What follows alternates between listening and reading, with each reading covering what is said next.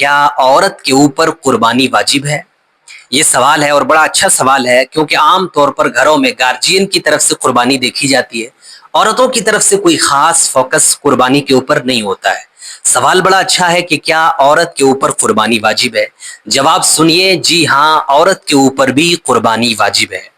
और शर्त वही है जो मर्द के लिए है, यानी मालिके निसाब होना। जिस तरह से अगर मर्द मालिके निसाब हो तो कुर्बानी वाजिब है, वैसे ही औरत अगर मालिके निसाब हो तो उस पर भी कुर्बानी वाजिब है। अब औरत जो मालिके निसाब होती है, आम तौर पर वो गहनों की वजह से होती है, जेवरात की वजह से होती है। तो इसको आप आसानी के साथ यूं समझें कि अगर औरत के पास जेवर हैं, गहने हैं, तो सबसे पहले देखेंगे कि क्या उसके पास सोना 7.5 तोला है।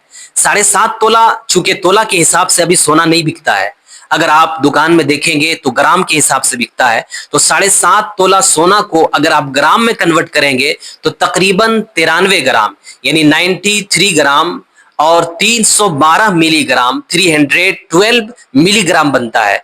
अगर 93.312 ग्राम सोने की मालिक कोई औरत है तो वो औरत शरीयत की नजर में मालिक निसाब है। उस औरत को इतना सोना होने की वजह से कुर्बानी करनी पड़ेगी। ये पहली चीज मैंने बता दिया है। सोना होने की सूरत में जब उसके पास 93 ग्राम के करीब या उससे ज्यादा सोना होगा तो वो मालिक निसाब मानी जाएगी और उसको कुर्बानी करनी पड़ेगी। ये तो सोना के बारे में बता दिया। अब जरा चांदी के बारे में सुनिए कि अगर किसी के पास सोना नहीं है लेकिन चांदी है, तो अब देखेंगे कि चांदी कितनी होनी चाहिए। चांदी शरीयत ने जो फिक्स किया है वो 52.5 तोला चांदी। 52.5 तोला चांदी जिस औरत के पास होगी वो औरत शरीयत की नजर में मालिक निसाब होगी, उसको कुर्बानी करनी पड़ेगी। अब सवाल वही है कि तोला के हिसाब से ये चांदी समझ में नहीं आई। अगर उसको आप ग्राम के हिसाब से समझेंगे तो यूं समझिए 653 ग्राम 184 मिलीग्राम, यानी 653 ग्राम 184 मिलीग्राम। अगर इतनी चांदी किसी औरत के पास है तो वो औरत शरीयत की नजर में मालिक निसाब है, उसको कुर्बानी करनी होगी। सोना के बारे में बता दिया, 93.312 ग्राम सोना होना चाहिए। अगर सोना नहीं है, चांदी है उसके पास, तो चांदी देखेंगे 653.184 ग्राम। अगर चांदी किसी के पास है तो शरीयत की नजर में मालिकी निसाब है, उस औरत को कुर्बानी करनी होगी। लेकिन अगर किसी के पास सोना भी नहीं है, चांदी भी नहीं है, पैसा है, तो पैसा वाला मैंने बताया था कि इस साल के हिसाब से अगर किसी के पास 65 से 70 हजार के करीब पैसा हो, करेंसी हो, इंडियन रुपए हो इंडिया में, तो ऐसी सूरत में वो शरीयत की नजर में मालिक निसाब है, उसको कुर्बानी करनी होगी। ये इस साल के हिसाब से है, बाकी अगला साल कुछ और इसकी कीमत होगी, उस वक्त मसला कुछ और होगा। तो मैंने बताया सोना, चांदी और करेंसी।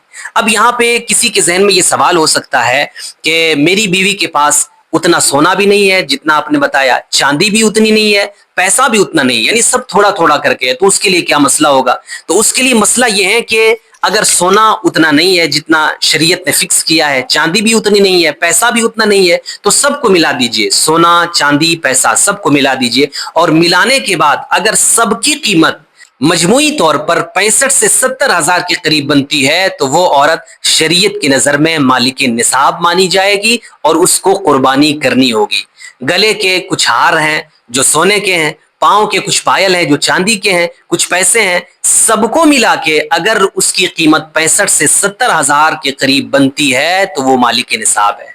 पैसा नहीं है, सोना चांदी है, अगर दोनों की कीमत वही 65 से 70 हजार के करीब बनती है तो वो मालिक निसाब है, उसको कुर्बानी करनी पड़ेगी। ये मैंने मसला बता दिया कि कितना होना चाहिए, तब जाके एक औरत मालिक निसाब होती है। लेकिन सवाल ये पैदा होता है कि औरत के पास गहने तो हैं और वो मालिक निसाब भी है, इतने गहने हैं, इतने जेवरात हैं, 80,000, 90,000, लाखों रुपए के गहने हैं उसके पास, तो मालिक निसाब तो हुई। लेकिन सवाल ये है कि क्या उसको अपने पैसे से कुर्बानी करनी होगी या शौहर उसके नाम पे कुर्बानी कर देगा तो अदा हो जाएगी। मसला याद रखिए कि अगर शौहर भी कुर्बानी कर दे बीवी की तरफ से इजाजत लेकर तो कुर्बानी हो जाएगी, अलग से बीवी को अपने पैसे खर्च करने की जरूरत नहीं है। अगर बीवी की तरफ से शौहर कुर्बानी कर दे तो कुर्बानी अदा हो गई, बीवी को अलग से उसमें पैसा लगाने की जरूरत नहीं है। یہ پہلی صورت. لیکن اگر شوہر قربانی نہیں کرے تو کیا صورت ہے؟ تو ایسی صورت میں بیوی کو خود سے قربانی کرنی ہوگی. اگر خود سے قربانی کرنے میں اس کے پاس پیسہ نہیں ہے تو قرض لے کر کرے. اگر قرض لینے میں اس کو دقت ہے تو جو سونا ہے یا جو چاندی ہے، جو زیور ہے، شریعت یہ بتاتی ہے کہ اب وہ زیور بیچ کر اس کو قربانی کرنی ہوگی. یعنی اتنا سخت مسئلہ ہے. اس لیے میں اپنی ماؤں سے، بہنوں سے گزارش کروں گا کہ سب سے پہلے تو آپ اپنے آپ کو دیکھ لیں کہ اگر آپ کے اوپر قربانی واجب نہیں ہے تب تو کوئی مسئلہ نہیں، لیکن اگر قربانی واجب ہے تو ضرور قربانی کریں. آپ دیکھ رہے ہیں کس طرح سے سختی کے ساتھ حکم دیا گیا ہے کہ اگر اس کے پاس پیسہ نہیں ہے تو کسی سے قرض لے کر قربانی کرے. اگر وہ بھی نہیں کر سکتی ہے تو اپنے زیورات کو بیچ کر قربانی کرے، لیکن ضرور قربانی کرے، کیونکہ یہ شریعت کا حکم ہے، واجب ہے. یہ ہم لوگوں کی جان کا صدقہ ہے.